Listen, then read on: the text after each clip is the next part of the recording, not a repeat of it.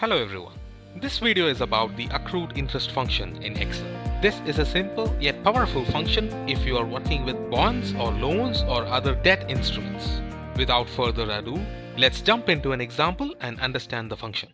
For this example, we consider a bond which has a par value of $1,000. We assume that this bond has a coupon rate of 10%. The frequency of coupon payments is semi-annual. This means the first interest date occurs in 6 months from the issue date of the bond. The second interest date occurs 12 months from the issue of the bond.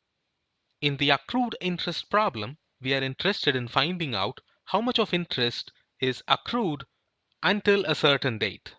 This date may not be the interest date, and it could be any random date during the year. Let's say in our example, the issue date is 1st Jan of 2021. We are calculating the accrued interest for a settlement date of 1st March of 2021. Remember, the first interest date would be at the completion of 6 months or the 30th of June.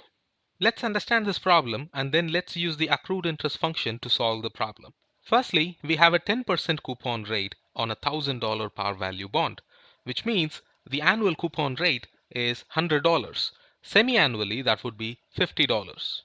So at the time of the first interest date, this $50 is the coupon payment that would be made to the bondholder.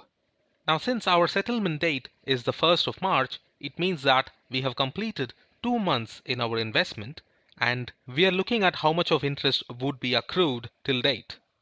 So if we know that $50 is the amount of coupon payment that is due in 6 months, the amount of interest that would have been accrued in 2 months would be approximately 1/3 of $50. So that would be $16.67. Now let's use the accrued interest function.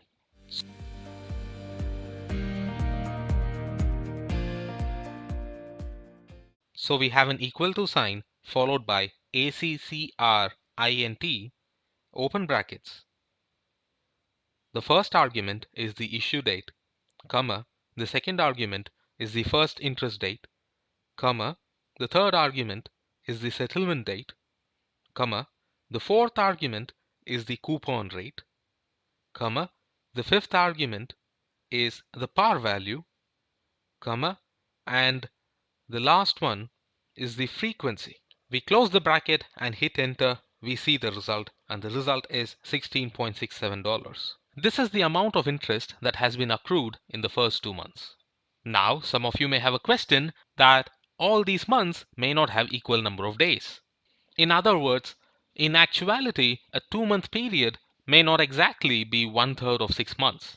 For this, we have an optional argument, which is the basis argument. In finance, a 30-day, 360-day basis is a common assumption. We assume that a month will have 30 days and a year will have 360 days.